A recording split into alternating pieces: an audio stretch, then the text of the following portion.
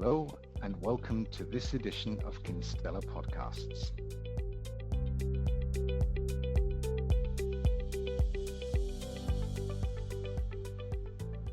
Thank you and welcome to the Kinstellar Linklaters joint podcast.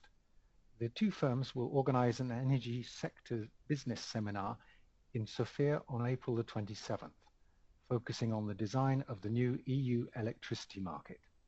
Today, during this podcast, representatives from both firms will discuss the main topics of the event. Today's edition features energy experts Christoph Ferenczi, partner and head of Kinstellar's energy-wide practice, Diana Dimova, partner in Kinstellar's Sofia office, and Christopher Bremer, partner at Linklater's Berlin office. They will discuss the European Commission's recently issued Clean Energy Package. I will start by introducing Christopher Bremer, who will touch up on the main aspects of the recently introduced Clean Energy Package. What are the main provisions of the directive, and how will it impact the electricity market in Europe? And what future roles will the market players have, in your view? Thank you for the kind introduction. Yes, indeed. On 30 November 2016, the European Commission published its long-anticipated Clean Energy for All Europeans package. That's probably the better name as opposed to calling it winter package, because there had been a winter package last year already. That package consists of a number of legislative proposals together with accompanying documents that aim at further completing the internal market for electricity and for implementing the energy union. This package is part of a package of more than 40 planned measures that were first published or announced in February 2015. It contains as the main aims, or sets out the main aims as follows: to establish a common power market design across the European Union and to ensure the adequacy of the Union's power systems, to promote the better integration of electricity produced from renewable sources into the market and to assess the sustainability of bioenergy, to advance energy efficiency and energy cleanliness, and also to implement rules on the governance of the energy union. It contains in particular the following legislative proposals, and I'm just going to sort of list a few of them. There's going to be a recast of the Internal Electricity Market Directive and a recast of the now called Internal Electricity Market Regulation. There's going to be a recast of the ACER regulation, and then very importantly also a recast of the Renewable Energy Directive that sets new targets for the share of renewable energy in particular, and a new way of achieving these targets. And then there are contained in the package a large number of communications, regulations, memos, fact sheets, reports, impact assessments, including very notably the report on the outcome of the sector inquiry on capacity markets, and I think Christoph is going to touch upon that quickly. Thank you, Christopher.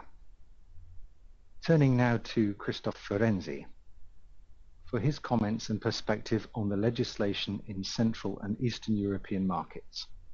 Christoph, what in your view is the potential impact of the EU Clean Energy Package on energy stakeholders in the jurisdictions of Central and South Eastern Europe that Kinstellar covers? I think it's important to say that the event we are organising is going to be very interesting for the stakeholders in Central and Eastern Europe from the perspective of how the Clean Energy Package from the European Commission will really come down and play a central role in reshaping the framework within which they operate.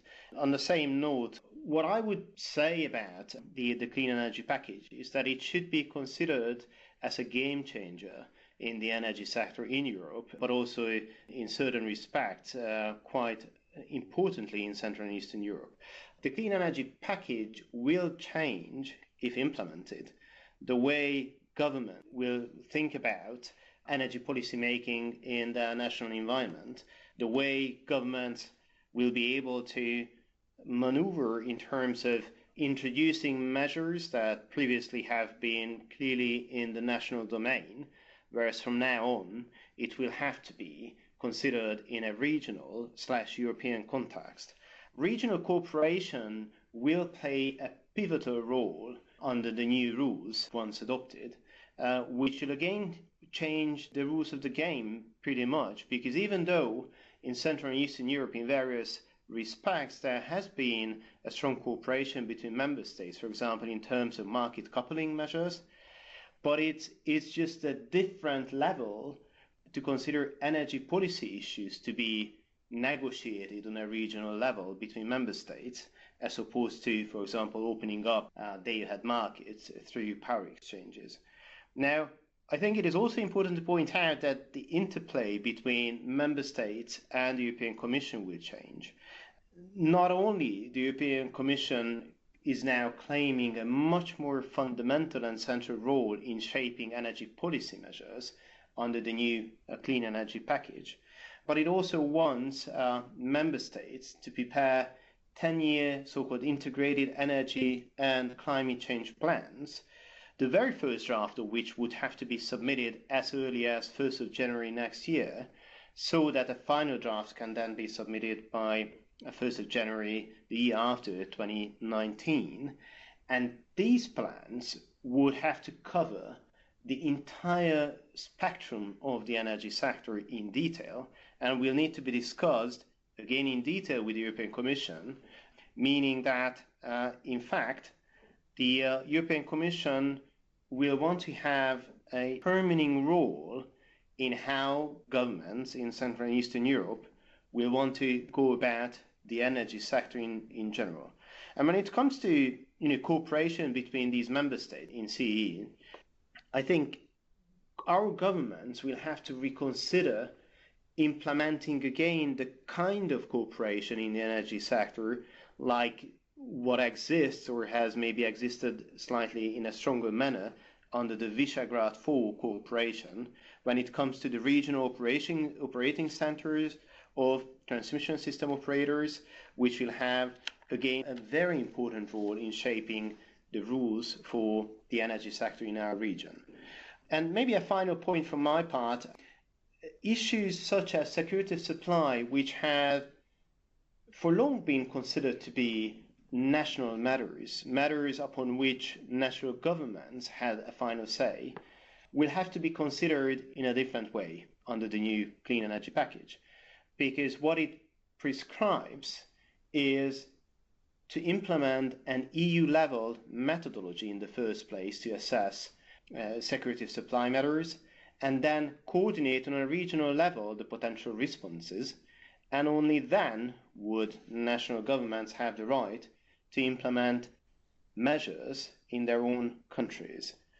And finally, just to point out that during our event in Sofia, we'll also be speaking a lot about how the new clean energy package intends to really enhance and give a true new impetus to new technologies in the energy sector, such as electricity storage, introduce new market players and new regulations, such as aggregators and prosumers, and demand-side response management issues, which will all be discussed in Sofia on the 27th of April.